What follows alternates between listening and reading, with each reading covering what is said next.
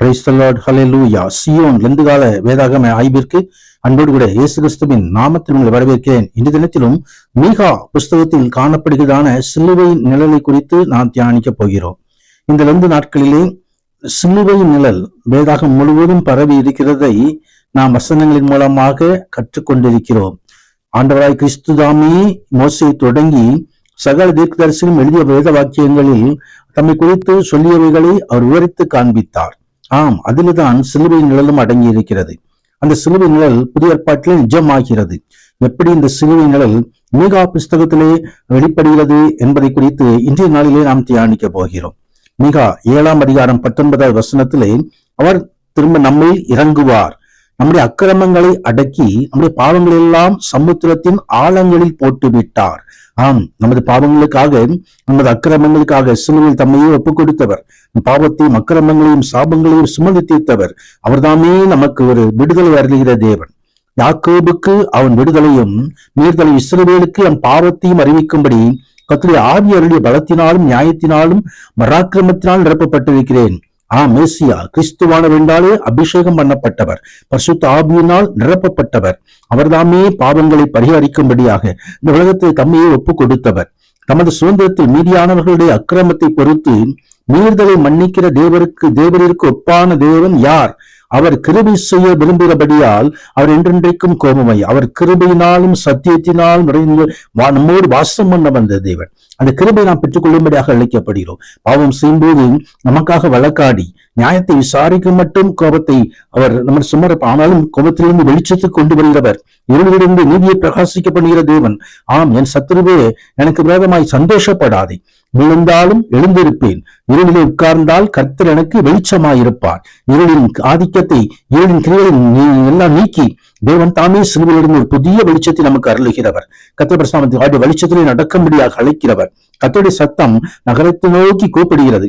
ஞானமல்லவன் உடைய நாமத்தை மதிப்பான், மிலாற்றிற்கும் அதை நியமித்தோடும் செவிகொடுங்கள் என்று சொல்லி சிலுவையிலிருந்து எழும்புகிறதான சத்தம் எருசலேமை நோக்கி கூப்பிட்ட போது, கர்த்ததாமே என் ஜனமே, நான் உனக்கு என்ன செய்தேன்? நான் எதனால் உன்னை விசனப்படுத்தினேன்? எனக்கு எதிரே உத்தரவு சொல் என்று சொல்லி அவர்தாமே தம்மையே ஜனங்களுக்காக பரிகாரமாக தம்மையே அர்ப்பணித்தவர். கர்த்தர் பிரசன்னத்திற்கு மகிமை உண்டாவதாக.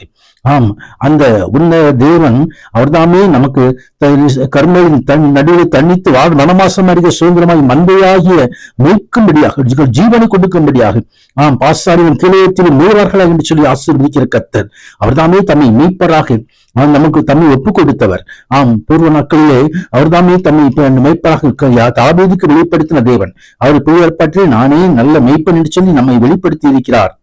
யாக்கோபின் ஜனங்களே, உங்கள் எல்லோரையும் நான் நிச்சயமாய் கூட்டுவேன், இஸ்ரவேல் மீதியானவர்களை நிச்சயமாய் சேர்ப்பேன், போஸ்ராவின் ஆடுகளைப் போல அவர்களை ஏகமாய் கூட்டுவேன் சொல்லி ஒரு மந்தையாக நான் மேய்க்கிற மேய்ப்பனாக அந்த மந்தைக்காக ஜீவனை கொடுக்கிறவராக இந்த உலகத்தில் கடந்து வந்தார். இந்த உலகத்தில் உள்ள தொழுவத்தில் வேறு ஆடுகள் எனக்கு உண்டு, அவர்களும் இந்த சத்தத்துக்கு செல்லும். அப்பொழுது ஒரே மந்தையும் ஒரே மேய்ப்பனுமாகும். உலகத்தில் சகல ஜனங்களும் அவருடைய மந்தைக்குள் வரும்படியாக அழைக்கிற தேவன், அவர்களுக்காக ஜீவனை கொடுத்தவர். கர்த்தருடைய மகிமை உண்டாவதாக.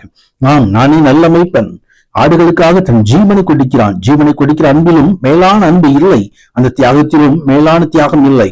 அவர்தாமே சிலுவையில் நமக்கு ரத்தத்தை சிந்தி ஜீவனை கொடுத்து ரட்சிப்பை உண்டாக்கினவர். அந்த ரட்சிப்பை பெற்றுக் கொள்ளும்படி நாமும் அழைக்கப்படுகிறோம். கர்த்தருடைய மகிமை உண்டாவதாக. நித்திய ஜீவனை கொடுக்கிறேன் என்று சொல்லி ஒரு காலம் கெட்டு போகாதபடிக்கு அவைகளை என் கையில் இருந்து ஒருவரும் பறித்துக் கொள்வதில்லை என்று சொல்லி அவன் நம்மை பாதுகாக்கிற தேவன். நித்திய ஜீவனை தந்து நித்திய ராஜ்யத்திலே அவர் நித்திய ஆசீர்வாதங்களை நிரப்புகிற கர்த்தர். கர்த்தருடைய நாமத்துக்கு மகிமை உண்டாவதாக. அந்த உள்ள தேவ சமூகத்திலே நாம் அந்த மந்தையில் நாமும் இணைந்து கொள்ளும்படியாக சத்தத்தை நாம் கேட்கும்படியாக ஒப்புக் கொடுப்போம். அவர் தாமே இருந்து கொண்டு கர்த்தருடைய பலத்தோடும் நம்முடைய தேவனாகிய கர்த்தருடைய நாமத்தின் மகத்துவத்தோடு மேய்ப்பார். அவர்கள் நிலைத்திருப்பார்கள். பூமியின் எல்லை மறியந்தும் அவர் மகிமைப்படுவார். அந்த மந்தையிலே நாம் கர்த்தரை மகிமைப்படுத்தும்படி ஒரே சமாதானக்காரனர். அசிரியன் தேசத்தில் வரும்போது, சத்துரு வரும்பொழுது அரண்களை மிதிக்கும் பொழுது 7 மேய்ப்பர்களையும் 8 அதிபதிகளுக்கு விரோதமாக நிறுத்துவேன் என்று சொன்னவர். சத்துரு கீழெல்லாம் அதமாகி போகும்படி சிலுவையில் வெற்றி சிறந்தவர்.